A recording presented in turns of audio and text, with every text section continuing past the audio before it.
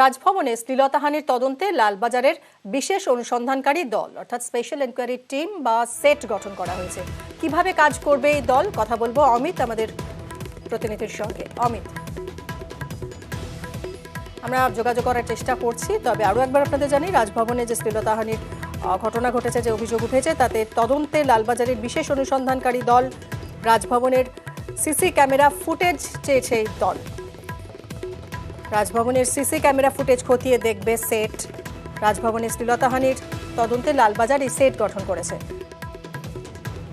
বিশেষ অনুসন্ধানকারী দল গঠন করেছে লালবাজার। গতকাল সন্ধ্যায় রাজভবনে সেটের সদস্যরা যান। রাজভবনের কয়েকজন কর্মীকে তারা জিজ্ঞাসাবাদও করেন, অর্থাৎ কাজ শুরু করে দিয়েছে এই স্পেশাল এনকোয়ারি টিমের সদস্যরা। যদিও রাজ্যপাল তিনি এই মুহূর্তে রয়েছেন কেরালে।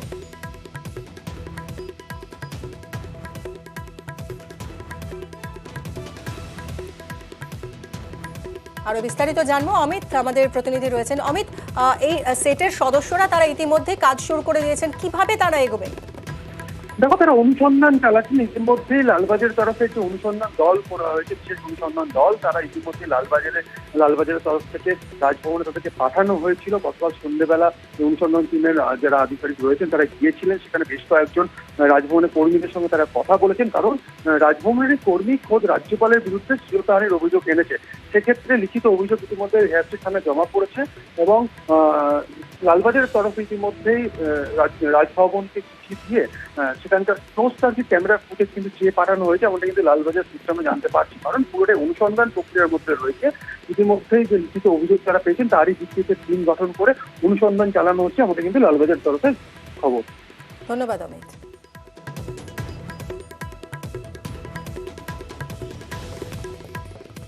রাজ্যপালের বিরুদ্ধে শ্লীলতাহানির অভিযোগ নিন্দায় সরব তৃণমূল। পাল্টা দিলীপ ঘোষের দাবি এটা শাসক দলের চক্রান্ত। রাজভবনে আরো বড় রাজনৈতিক ষড়যন্ত্রের আশঙ্কা প্রকাশ করেছেন রাজ্যপাল। কলকাতা থেকে কেরালে গেছেন তিনি। যাওয়ার আগে বললেন তিনি পালানোর লোক নন। রাজ্যপালের বিরুদ্ধে শ্লীলতাহানির অভিযোগ, এ নিয়ে ভোটের বাংলায় জোর শোরগোল। রাজ্যপাল তার বিরুদ্ধে নারী নির্যাতনের অভিযোগ, যে রাজ্যপাল নাকি বলেন তিনি পিস রুম করছেন, সেই পিস রুম কি আসলে নারী সম্মানের পিস হ্যাভেন হয়ে গেছে? গুরুতর অভিযোগ। সে অভিযোগ হচ্ছে শ্লীলতাহানির। মহামান্য রাজ্যপাল, আর মহামান্য বলবো কিনা জানি না, যিনি এত বড় বড় জ্ঞান দিতেন এবং সন্দেশখালি যেতেন, নারী সম্মানটা কি সমস্ত বলতেন, আজকে তার রাজভবনে একটি মেয়ে, একটি মহিলা, সে এই অভিযোগ করছে। পাল্টা রাজ্যপাল বিবৃতি দিয়ে দাবি করেন সত্য প্রমাণিত হবেই, সাজানো অভিযোগ দিয়ে আমায় দমানো যাবে না। শুধু অভিযোগ অস্বীকার নয়, বিবৃতি দিয়ে চন্দ্রিমা ভট্টাচার্য ও পুলিশের উপর নিষেধাজ্ঞা আরোপ করেন রাজ্যপাল। বলে দেওয়া হয় কলকাতা, ব্যারাকপুর এবং দার্জিলিং এর রাজভবনে ঢুকতে পারবেন না চন্দ্রিমা। চন্দ্রিমার অনুষ্ঠানেও যাবেন না রাজ্যপাল। তদন্তের নামে পুলিশও রাজভবনে ঢুকতে পারবে না।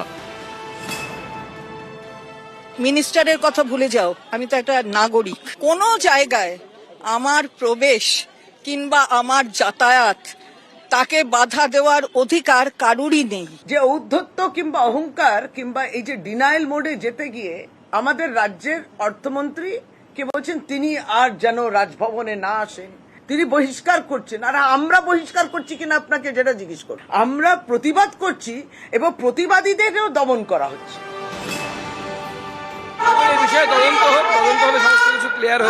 টিএমসির রাজনীতি এখন মাটিতে নেমে গেছে, এটা নতুন নয়, আমরাও জানতাম এই ধরনের চক্রান্ত চলছে, আর সেটা আজকে প্রকাশ্যে এসেছে। বৃহস্পতিবার রাজ্যপালের বিরুদ্ধে শ্লীলতাহানির অভিযোগ, এ নিয়ে জোর বিতর্ক।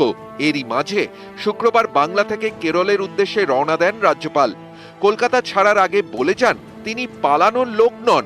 একই সঙ্গে আশঙ্কা প্রকাশ করেন রাজভবনে আরো বড় রাজনৈতিক ষড়যন্ত্রের। Now I have information, my very dear friends, that a more sinister plot has been hatched in the Raj Bhavan. We know the characters chosen for this. Beware. I was briefed about what I can expect in Bengal from certain political parties. I have braved many storms. I tell the political party that is plotting against me, I would like to be the captain of the storm, not captain of the calm. bring out all the weapons from your armory, use it against me. I have learned the lessons to fight, not flight. কেরলে পৌঁছেও সরব হন রাজ্যপাল। ധാരാളം ബോംബുകൾ വെച്ചിട്ടുണ്ടെന്നും എൻ്റെ കിടക്കയുടെ അടിയിൽ തന്നെ ഒരു ബോംബ് വെച്ചിട്ടുണ്ടെന്നും ഇവിടെ ആദ്യമായ ചരിത്രത്തിൽ ശരശൈ എന്ന് പറയുന്ന ഒരു ബോംബ് ശൈലിയിൽ കിടക്കാമല്ലോ എന്നുള്ള ആഗ്രഹം കൊണ്ട് പോയതാണ്.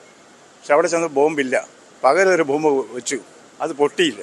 ഞാൻ ഒരു ഗവർണർ എന്ന നിലയ്ക്ക് എന്നെക്കുറിച്ചുണ്ടായ ആരോപണങ്ങളെക്കുറിച്ച് എന്തെങ്കിലും പറയുന്നത് ശരിയല്ല. എങ്കിലും എന്നെ വളർത്തിയ കേരളത്തിലെ জনങ്ങളോട് തൻ്റെ ഇടത്തോടുകൂടി തല ഉയർത്തിപ്പിടിച്ച് তাহলে কি আপাতত কলকাতায় ফিরছেন না সিভি আনন্দ বোস? প্রশ্ন নানা মহলে। নিউজ 18 বাংলা।